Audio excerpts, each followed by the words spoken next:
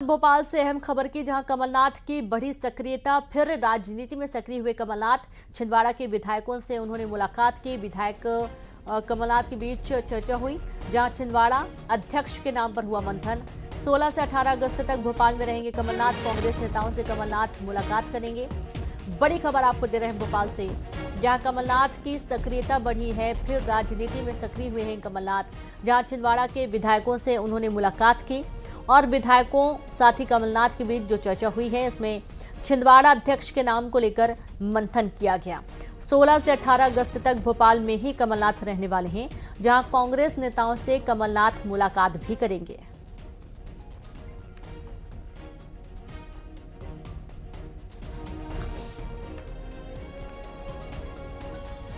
तो आप ये देखिए कि छिंदवाड़ा में एक बार फिर से कमलनाथ सक्रिय नजर आ रहे हैं। दरअसल जिस तरीके से लोकसभा इलेक्शन में कांग्रेस को हार का सामना करना पड़ा, क्योंकि छिंदवाड़ा हमेशा से कमलनाथ का गढ़ कहा जाता रहा है, और अब यहां पर एक बार फिर से कमलनाथ ने विधायकों के साथ बैठक की। जो कांग्रेसी विधायक है उनके साथ चर्चा हुई और छिंदवाड़ा अध्यक्ष के नाम को लेकर इस चर्चा में खास तौर पर मंथन किया गया।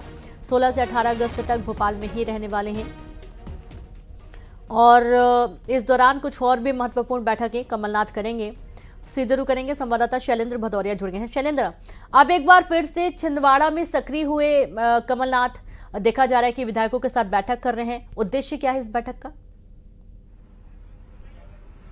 देखिए, बिल्कुल जिस तरीके से लोकसभा चुनाव में कांग्रेस को वहां करारी हार का सामना करना पड़ा, उसके बाद अमरवाड़ा में जो उपचुनाव हुआ उसमें भी कांग्रेस को हार का सामना करना पड़ा। ऐसे में कमलनाथ एक बार फिर से मध्य प्रदेश की राजनीति में एक्टिव नजर आ रहे हैं। वह राजधानी भोपाल पहुंचे हुए हैं और कल उन्होंने जो छिंदवाड़ा के जो विधायक हैं उन सब से मुलाकात की है और किस तरीके से छिंदवाड़ा में संगठन, कांग्रेस संगठन को कैसे मजबूत किया जाए, इस दिशा में बातचीत हुई है। बताया ये भी जा रहा है कि छिंदवाड़ा में नए कांग्रेस के जिलाध्यक्ष को लेकर भी चर्चा हुई है। 3 दिन तक कमलनाथ राजधानी भोपाल में अपने आवास पर ही रहेंगे और मध्य प्रदेश के जो तमाम नेता हैं जो उनसे मुलाकात करने चाहते हैं उनसे वो मुलाकात भी करेंगे।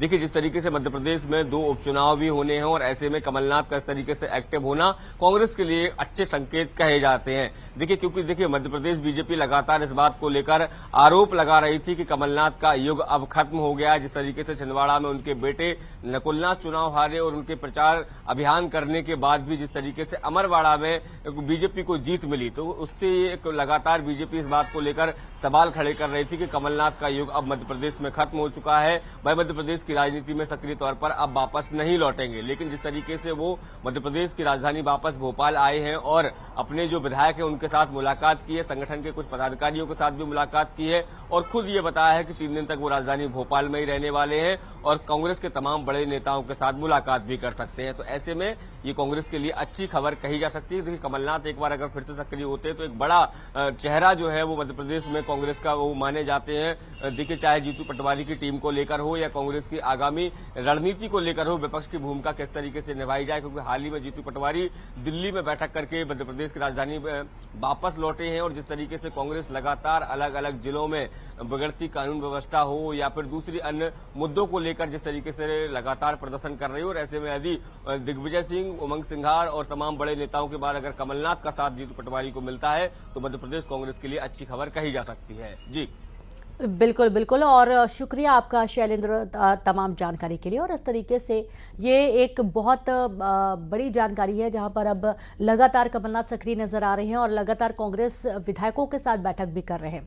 आगे बढ़ेंगे, जहां श्योपुर में शराब के नशे में धुत दबंग ने एक डॉक्टर के साथ जमकर गाली गलौज कर दी और डॉक्टर को मारने की धमकी दी गई। मामला श्योपुर जिला अस्पताल का है। विवाद के बाद डॉक्टरों में नाराजगी देखी जा रही है। गुस्साए डॉक्टरों और अस्पताल स्टाफ ने रात में ही कोतवाली थाने में शिकायत दर्ज कराई है। डॉक्टरों का आरोप है कि सीसीटीवी फुटेज होने के बावजूद पुलिस ने एफआईआर दर्ज नहीं की है और ये एक बहुत बड़ी लापरवाही पुलिस के सामने आई है। संवाददाता दीपक दंडोतिया जुड़ गए हैं। दीपक, डॉक्टर के साथ अभद्र व्यवहार, जब शिकायत करने थाने पहुंचे तो उनकी शिकायत नहीं सुनी गई? जी बिल्कुल, ये पूरा मामला जिला अस्पताल के इमरजेंसी वार्ड का है और बीती रात को जब आरोपी वहां पहुंचा तो डॉक्टरों से पहले गाली गलौज की, जमकर उन्हें धमकी भी दी और लंबे समय तक ये विवाद चलता रहा। हैरान कर देने वाली बात ये रही कि पुलिस मौके पर नहीं पहुंची। आरोपी को तत्काल गिरफ्तार किया जाना चाहिए था, लेकिन डॉक्टरों के कोतवाली पहुंचने के बाद भी आरोपी के खिलाफ एफआईआर नहीं की गई। ये हैरान कर देने वाली बात है। ऐसे में जो डॉक्टर हैं वो खासे नाराज हैं और उनका जो उत्साह है काम करने के लिए, मरीजों को जिस तरह से वो मेडिसिन देते हैं, हर गंभीर परिस्थिति में जूझते रहते हैं, और ऐसे में उन्हें जब कोतवाली पुलिस की तरफ से कोई मदद नहीं मिली है तो वो नाराज हैं और उनका जो हौसला है वो कहीं ना कहीं टूटता हुआ नजर आ रहा है। तो अब वो डॉक्टरों की नाराजगी बढ़ रही है, इसे लेकर मरीजों को भी परेशानियों का सामना करना पड़ सकता है। जी बिल्कुल दीपक, शुक्रिया आपका जानकारी के लिए। और इस तरीके से आप देखिए कि डॉक्टर वैसे भी हड़ताल पर हैं, लगातार सेफ्टी की मांग कर रहे हैं, लेकिन जिस तरीके से घटनाएं अलग अलग जगहों से सामने आ रही हैं उसके बावजूद पुलिस की कोई कार्रवाई न होना कई सारे सवाल खड़े करता है। नीमच में भीषण सड़क हादसे में पुलिस ड्राइवर समेत 3 लोगों की मौत हो गई। 6 लोग घायल हो गए, जिन्हें इलाज के लिए अस्पताल में भर्ती किया गया। हादसा महू नसीराबाद हाईवे पर सगराना घाटी पर हुआ है, जहां ट्रोलिंग करती हुई थाना मोबाइल, पिकअप वाहन और आयशर ट्रक में भिड़ंत हो गई, जिसमें पुलिसकर्मी समेत 3 लोगों की मौत हो गई है। बड़ी खबर है नीमच से, जहां पर भीषण सड़क हादसे में पुलिस ड्राइवर समेत 3 लोगों की मौत का मामला सामने आया है। जिसमें बीट क्रमांक 2 में पेट्रोलिंग करते हुए थाना मोबाइल और एक पिकअप गाड़ी है और एक आयशर ट्रक है, इन तीनों में एक्सीडेंट हुआ है। अभी तक जो चक्षुदर्शी हैं और जिन्होंने मौके पर देखा है उनका ये कहना है कि इसमें जो पिकअप गाड़ी है और थाना मोबाइल है ये खड़ी हुई थी और पीछे से एक आयशर ट्रक आया है जो हरियाणा पासिंग है। उसने पहले पिकअप को पीछे से टक्कर मारी है और उसके बाद जब पिकअप में थाना मोबाइल से टक्कर पड़ी है तो उस दौरान थाना मोबाइल पलट गई है अभी तक की स्थिति में। और इसमें जो 2 व्यक्ति जो उस पिकअप में जो इंदौर से अजमेर जा रहे थे, उसमें टोटल 7 व्यक्ति थे, जिसमें से 2 की मृत्यु हो चुकी है घटनास्थल पर ही, और पुलिस में जो एक प्राइवेट ड्राइवर था उसकी मौके पे डेथ हुई है। कोलकाता में लेडी डॉक्टर से रेप और हत्या के विरोध में भोपाल में भी जूनियर डॉक्टर्स की हड़ताल जारी है। हड़ताल पर बैठे जूनियर डॉक्टर्स का कहना है कि हम केवल अपने लिए लड़ाई नहीं लड़ रहे हैं, बल्कि देश भर की महिलाओं के लिए लड़ाई लड़ रहे हैं। न सिर्फ महिला डॉक्टर बल्कि देश प्रदेश में महिलाएं सुरक्षित रहें, इसके लिए व्यवस्था बनाए जाने की मांग कर रहे हैं। सरकार को इस मामले में आगे आना चाहिए। मध्य प्रदेश में जूनियर डॉक्टर्स की हड़ताल का आज दूसरा दिन है। हम इस वक्त गांधी मेडिकल कॉलेज भोपाल में मौजूद, आप देख सकते हैं कि बड़ी संख्या में जो छात्र छात्रा हैं वो अभी प्रदर्शन करने के लिए यहाँ पर पहुंचे हुए हैं और सीधे तौर पर उनकी एक जो मांग है कि नो ड्यूटी की मांग को लेकर वो है प्रदर्शन कर रहे हैं। तमाम कल जिस तरीके से हमने देखा कि अलग अलग पूरे प्रदेश में जो है वो प्रदर्शन किए गए। जूनियर डॉक्टर हमारे साथ मौजूद हैं, उनसे हम बात करने का प्रयास करेंगे। सर, आज दूसरा दिन है, अब किस तरीके से आप लोग आगे बढ़ेंगे, क्योंकि आपकी डिमांड जो है वो अब तक पूरी नहीं हो रही है? देखिए, काम बंद हड़ताल हम एक सिर्फ न्याय दिलाने के लिए कर रहे हैं और ये मानवता के लिए कर रहे हैं कि जिस प्रकार से महिलाओं को साथ दुर्व्यवहार हो रहा है, दुर्व्यवहार हुआ है, उसके खिलाफ एक सख्त कार्रवाई की जाए। जो दोषी है उनको फांसी दी जाए और कम से कम ये एक संदेश जाए समाज में कि आज के बाद यदि कोई भी ऐसी घटना करता है तो उसकी रूह कांप जानी चाहिए। मानवता को तार तार कर देने वाली घटना है ही है।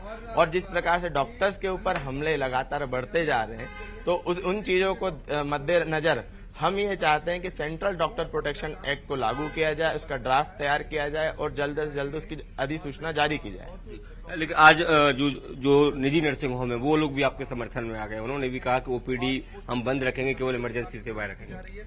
देखिए, ये जो आंदोलन है ये सिर्फ डॉक्टरों की तरफ से नहीं है, ये सभी महिलाओं के लिए है। आगे जाके फ्यूचर में महिलाओं के साथ ऐसा कुछ ना हो, इसलिए भी है। इसीलिए सभी साथ दे रहे हैं। किसी को तो कदम आगे बढ़ाने थे, डॉक्टरों ने मिलकर बढ़ाए हैं।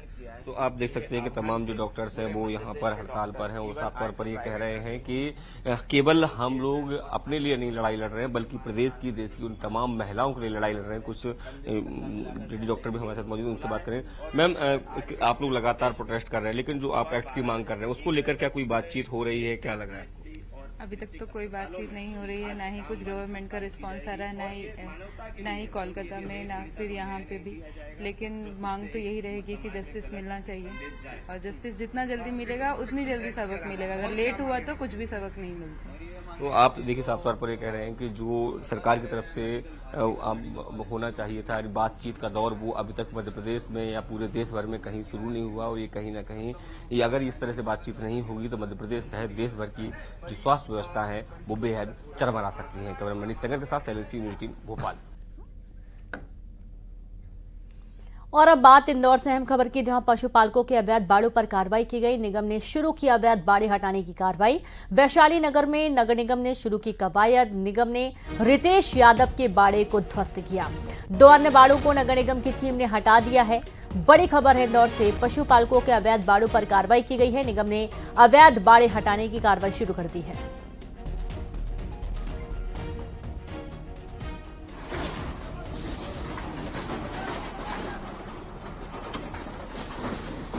और इसी के साथ इस बुलेटिन में इतना ही। नमस्कार।